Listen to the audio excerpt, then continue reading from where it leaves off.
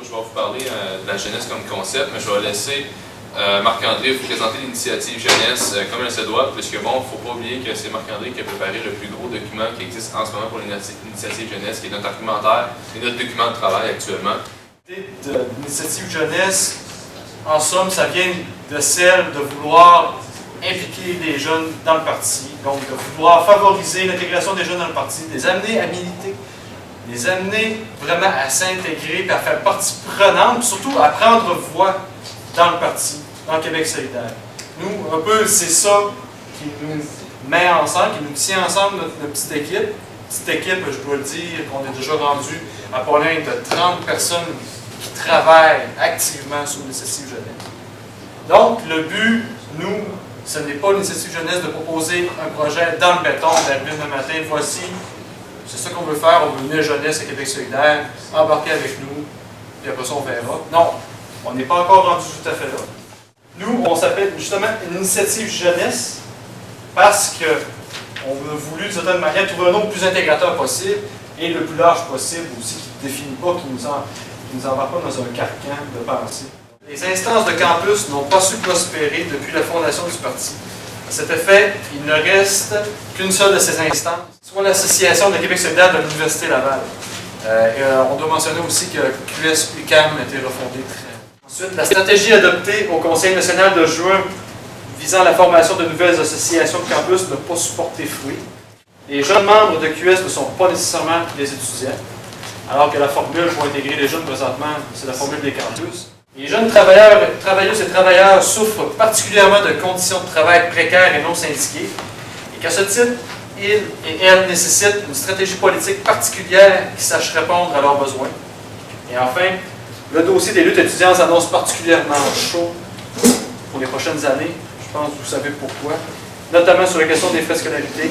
Il faudra déployer des énergies considérables et bien concertées pour que le gouvernement abandonne ses visions. Nous, en fin de compte, notre grand objectif, c'est d'arriver, de tenir un congrès, un rassemblement de jeunes au mois d'octobre, dans lequel on va pouvoir discuter avec tous les jeunes de l'ensemble de la province du Québec, de dire qu'est-ce que nous autres on veut comme formule à Québec solidaire. Est-ce qu'on veut une instance nationale permanente, ou même titre qu'une commission nationale des femmes, par exemple, ça pourrait s'appeler Commission nationale des jeunes de Québec solidaire, ou voulons-nous simplement un rassemblement des jeunes, une fois par année, dans lequel on va avoir l'occasion de discuter des plus grands enjeux, les enjeux les plus importants pour les jeunes, ou bien voulons-nous tout simplement des responsables à la tête de Québec solidaire. Donc un permanent qui s'occupe, lui, de coordonner l'ensemble des campus, puis qui s'assure qu'en fin de compte, il y a des associations de campus qui reprennent, qui ressuscitent. Polémique, ce que je vais proposer, mais c'est généralement une question un peu présupposée selon laquelle il faut qu'il y ait de quoi de spécifique pour les jeunes. Moi, quand tu me dis que les jeunes s'impliquent directement dans leur comté puis dans leurs instances locales, je trouve ça bien plus intéressant que de dire on va faire un petit comité pour les jeunes à côté, puis amusez-vous les enfants, là, puis de temps en temps, vous viendrez nous dire ce que vous avez pensé, puis peut-être qu'on va vous écouter, mais j'aime vraiment mieux l'idée de se dire ok, non, c'est des adultes comme tout le monde, ils ont le droit de vote, ils ont 18 ans, ils s'impliquent directement dans les vraies places où est-ce que ça se passe pour de vrai. Une des premières choses sur lesquelles on s'est entendu tout le monde ensemble, c'est qu'on veut pas une garderie. On ne veut pas reformer ce que les autres partis ont fait, c'est la première chose. L'objectif, c'est pas de faire comme une stigmatisation des jeunes dans le parti, juste pour Québec solidaire, ou une stigmatisation des jeunes pour moi. Puis nous, en fait, ce qu'on va faire, c'est que ça s'inscrit en complémentarité dans le parti. Ça s'inscrit beaucoup, en fait, de les jeunes, à notre avis, ont des revendications particulières, ont des besoins particuliers, puis ça va en prendre un interlocuteur avec lequel ils peuvent parler. Touche plus les jeunes, tu dis jeunes et moins jeunes, dans le sens que si tu as des militants qui ont leurs enfants, qui ont dans cette situation, puis qui n'ont pas les moyens, puis qui ont 50 ans, puis qui veulent s'impliquer dans un comité jeunesse ou dans une initiative, peu importe, c'est ouvert, c'est ça la différence. C'est juste dans, par exemple, la hausse des frais scolaires, ça touche plus directement les jeunes. Habituellement, c'est les jeunes qui vont s'occuper de cette question, mais s'il y a les moins jeunes qui veulent s'en occuper, fine, c'est juste dans les thèmes. Les thèmes, oui, tu peux, au sein du parti même, sans comité, sans rien, on se penche sur la question, mais c'est juste une concentration, finalement, dans laquelle surtout des jeunes, mais aussi d'autres mondes peuvent s'impliquer. Tu sais, jeunes et moins jeunes, il y a des enjeux qui concernent la jeunesse, mais qui vont concerner toi qui vas avoir des enfants plus tard. Ouais.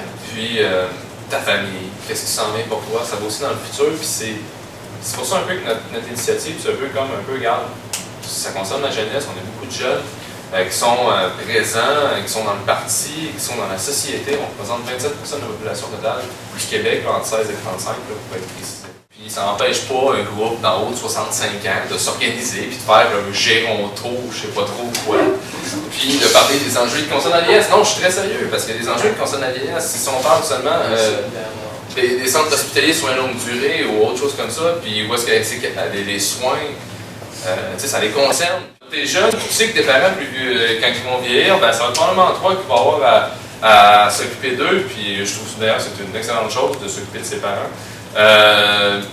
Ça te concerne aussi, puis tu vas avoir le goût de travailler là-dedans si tu es mobilisé. Mais nous, ce qu'on parle, c'est des enjeux qui concernent plus les jeunes familles monoparentales, la mère qui veut retourner aux études, parce que là, elle est rendue avec 3 enfants, là, son mari est mort, puis ça fonctionne pas. Bon, c'est des exemples qui sont très trash, mais ça se peut, ça existe. Tu disais tantôt que l'éducation, ça touchait peut-être nos enfants qu'on aura un jour, mais ça touche aussi tout le monde. Parce que moins on a de gens éduqués, plus notre système est défaillant d'une certaine façon. Parce que c'est avec un système avec beaucoup de gens éduqués qu'on peut, mettons, offrir des services de qualité. T'sais. Par exemple, pour les personnes âgées ou whatever, là, pour travailler au ministère, il faut avoir de l'éducation. Pour avoir des entreprises florissantes, il faut avoir de l'éducation. Fait l'éducation touche tout le monde, mais on tend dans les médias à ramener ça à la jeunesse, à ceux qui étudient maintenant. Mais c'est des employeurs qui vont recevoir des gens qui seront peut-être éduqués ou non. Donc, la jeunesse qui s'intéresse entre autres choses à l'éducation doit-elle vraiment avoir un âge? Parce que si maintenant des gens à QS qui ont des entreprises ou qui sont des personnes, justement, des parents qui sont âgés mais qui se questionnent, qui ont envie de s'impliquer, justement, je me pose la question. Est-ce que la jeunesse va avoir un âge? Plutôt, la jeunesse s'intéresse aux questions qui touchent directement les jeunes mais qui ont un impact sur toutes les générations. Comme on dit, on ne se place pas encore sur l'intervalle d'âge. Je pense que d'un certain côté, c'est pas quelque chose qui sera arbitraire, qui sera vraiment restrictif. Dans le sens où, comme Inde l'a dit tout à l'heure, si jamais des personnes qui sont à l'expérience d'âge, mais qui veulent s'impliquer dans tel dossier, qui sont repris par la jeunesse, il n'y a rien c'est ça, c'est parce que qui va les empêcher. C'est ça. Quand vous avez parlé d'intervalle, c'est comme parce que, dans le fond, ce que je pensais, c'est surtout dans la détermination des sujets qu'on va traiter, qui vont être plus jeunesse. Si un intervalle d'âge qui est à 25 ou 30 ans, ça vient de péter ce que je pensais, parce que moi, j'aimerais ça m'impliquer dans des thèmes qui touchent les personnes âgées, même si j'ai 20 ans, là. Puis je veux pas, non, t'as plus que, t'as moins que, tu sais. On n'a pas de proposition en tant que telle à vous faire approuver ce soir ou à faire récuser. On veut vraiment, en fin de compte, continuer à réfléchir là-dessus. Nous, on prend ça en note. Et puis, notre but, en fin de compte, ça serait d'arriver en octobre et faire un rassemblement avec les jeunes. Oui, pour l'instant, oui, ça, on se mettait sur la question des jeunes. C'est clair que ça serait très difficile d'aller autrement. Mais on veut, en fin de compte, avoir des différents scénarios qui vont s'offrir à nous, soit le statu quo, soit il faut avoir peut-être un responsable des jeunes au comité de coordination nationale, c'est suffisant. Parce qu'il faut mentionner aussi que présentement, à Québec solidaire, il y a beaucoup de demandes de la société civile, de journalistes qui viennent nous voir, hey, on veut un représentant de vos jeunes pour parler de Québec solidaire alors qu'on n'en est pas officiel. Sur les enjeux, d'abord et avant tout, qu'on veut travailler. Sur le recrutement, parce que c'est là que ça se passe, puis c'est pour ça qu'on dit aussi que peut-être qu'une jeunesse, une autre structure aurait pour but d'abord et avant tout justement de recruter ailleurs que dans les campus, parce qu'il y a des jeunes ailleurs que dans les campus. Aussi travailler sur les enjeux, c'est super important, mais à la base, c'est vraiment de construire quelque chose qui fait en sorte qui crée une effervescence au niveau justement des enjeux de la jeunesse, puis qui permet aussi, qui a comme le double avantage justement de faire du recrutement aussi, d'informer. Il ne faut pas oublier de penser aux autres jeunes, justement, qui ne sont pas nécessairement encore dans le parti, mais qui partagent les valeurs de Québec solidaire et qui veulent avoir potentiellement une porte d'entrée qui leur est chaleureuse et accueillante et où ils peuvent facilement s'informer. Souvent, moi, ce que j'ai remarqué, c'est qu'ils sont même pas tant cyniques, c'est qu'ils n'ont pas le temps de s'intéresser à X et Y, ils n'ont même pas le temps de fixer leur opinion politique parce que, tu sais, ils n'ont pas le temps. Mais ce monde-là, comment que QS ou n'importe quoi pourrait aller les chercher? C'est une question vraiment de dire qu'on a la documentation qui est accessible, qui est compréhensible pour tous ces jeunes travailleurs-là, et d'avoir une structure réellement amicale. Là, dans le fond, on soulève la question du budget, on soulève la question des impacts ça va sur les étudiants, mais en quoi l'initiative jeunesse Québec solidaire va apporter un apport qui soit un apport positif finalement. Donc, il ne faut pas oublier cette question-là. C'est vraiment basé sur les sentiments et les symboles, ce que je vais dire. Mais c'est comme, je le vois de proche, il y a beaucoup de gens qui sont comme issus de milieux que l'éducation n'est pas valorisée, ou l'éducation, encore une fois, pour les raisons que tu dis, est instrumentalisée. Tu sais, l'éducation, notamment à l'université, c'est pour le savoir en lui-même. Je suis désolée, c'est important à savoir. Ça vaut le savoir. Puis, on espère avoir des emplois lucratifs qui ont rapport avec le savoir, mais ça fait partie des avantages, c'est pas l'avantage principal. Puis avec les dettes étudiantes, comme tu dis, surtout dans les classes de gens que c'est pas valorisé, ça a un effet vraiment très hautement dissuasif. Puis ça devrait faire partie de la mission de Québec solidaire de changer cette vision-là de l'éducation en tant que, pas un truc qui va te permettre de faire du cash, et même le mot qualité de vie, qui est important, mais quelque chose qui est au-delà d'avoir un emploi qui découle de l'université, qui va te donner une plus haute qualité de vie. Il faut valoriser l'éducation en soi aussi. C'est ça que je veux dire, parce que ceux qui proviennent des classes plus défavorisées, leurs parents leur disent tu sais, si tu vas à l'université, vas-y au moins pour te faire du cash. Puis, en vertu de ce qui vient d'arriver maintenant, il y a une grande proportion que ça vient de complètement dropper parce qu'ils se disent bon ben pourquoi j'irais? Mais justement, on ne sait pas ce qui va arriver, mais il faut renforcer l'idée qu'il faut quand même pousser pour vouloir y aller malgré tout, parce que ça a un avantage en soi d'être éduqué pour être un meilleur citoyen et pour avoir un meilleur emploi et une meilleure rémunération et une meilleure qualité de vie. Et voilà. Valoriser l'université, mais je pense que là, les gens peuvent aller faire des techniques quand ils auraient. Normalement, ils iraient à l'université à cause des frais de scolarité. Ils disent ah ben moi j'irai à l'université, mais là je vais aller faire une technique. Puis c'est pas plus mal un clos, mais ça peut pas, on peut pas enlever la possibilité à quelqu'un qui irait à l'université normalement de faire une technique. Mais le but c'est d'avoir le choix en toute liberté. Je dis pas qu'un DEP c'est pas bien, t'as plein de savoirs, t'as plein d'expériences, t'as plein de trucs, mais il faut pas que ça soit l'argent qui dissuade de ça. Puis je dis ça parce que dans la classe moyenne, tu sais, comme moi personnellement, ça me touche moins les hausses de frais, ça touche mes parents. C'est les parents qui vont en souffrir un peu, puis il y a même des parents qui vont même pas en souffrir. Mais je te parle de en soi. Pourquoi est-ce que moi je m'implique? Parce que l'éducation, je trouve que c'est en soi important. Moi, j'y ai accès, je m'en fous. Je pourrais m'en foutre, mais c'est pas le cas. C'est dans cette optique-là que je dis qu'il faudrait valoriser l'éducation dans une optique qui n'est pas instrumentale, malgré ce que tout le reste de l'univers pense. Ça, on peut très bien y aller avec l'initiative personnelle. Il n'y a rien qui empêche la personne, après avoir fait cette technique, de dire « je vais lire la moitié de Wiki ». Parce que je l'ai fait souvent. C'est pas vrai non plus que quelqu'un, après une technique, peut décider d'aller faire justement un bac ou une maîtrise en philo parce qu'il s'intéresse à la connaissance pure, parce que fucking, ça m'a coûté 10 000$ faire un bac ou une maîtrise en philo. Il y a beaucoup de moyens de s'informer, il y a beaucoup de choses qu'on peut aller chercher gratuitement en termes d'information. Mais c'est pas ça qui vaut une éducation, une invitation à la pensée critique, une ouverture sur la recherche. J'imagine philosophe à qui il faudrait que tu parles. Mettons qu'on parle d'autonomie de savoir, c'est quand même quelque chose de fort dans les études. Avec le projet qu'il nous propose, en incluant plus de privé, on s'éloigne du savoir pour le savoir. Parce que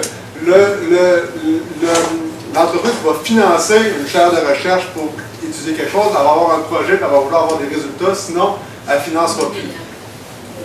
De l'autre bord, l'université va vouloir correspondre à son bailleur de fonds, parce que sinon elle n'aura plus d'argent. Fait qu'on s'éloigne de ça. Mais pourquoi d'abord, s'ils veulent aller vers là, pourquoi est-ce qu'on ne réclame pas, mettons, exemple, l'idée qui me vient, c'est OK, si on veut augmenter la participation des entreprises, il faut le faire anonyme. Genre, il faut qu'elle donne l'argent un peu comme aux commissions scolaires, au lieu de donner à un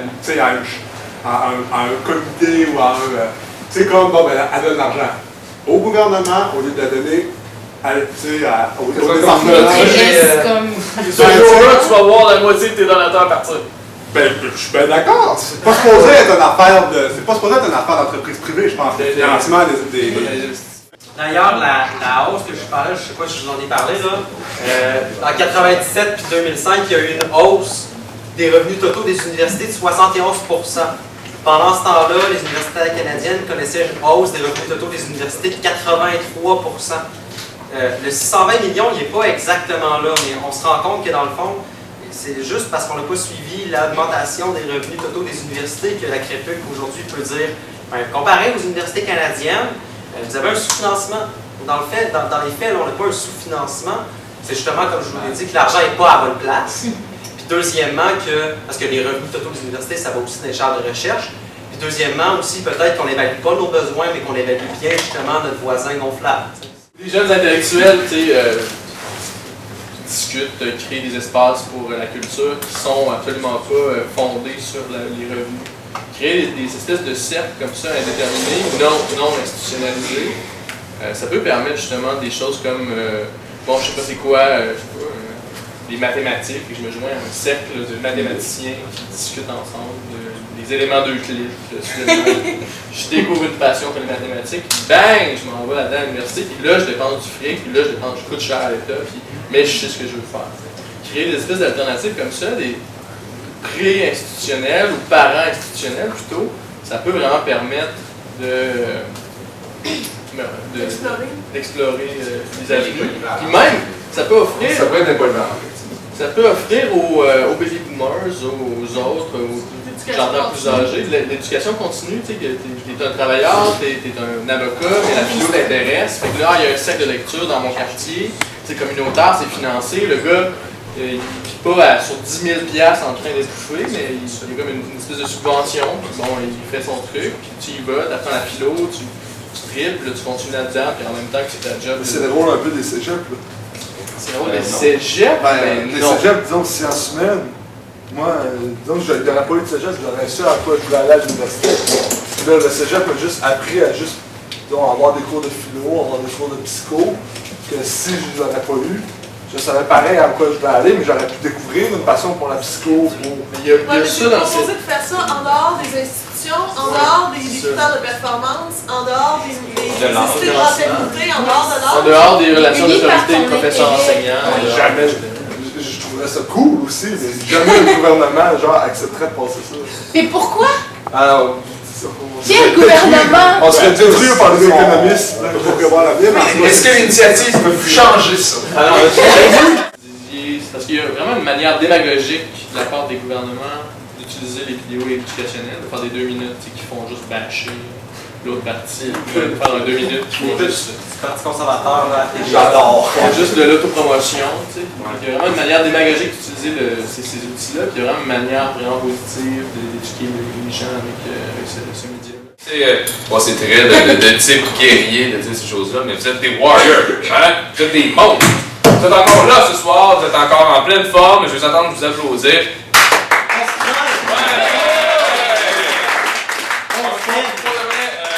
Je vous remercie beaucoup pour toute la participation à tous les débats, les réflexions. Pour de vrai, je vais être honnête avec vous, comme Marc-André, on en a parlé tantôt.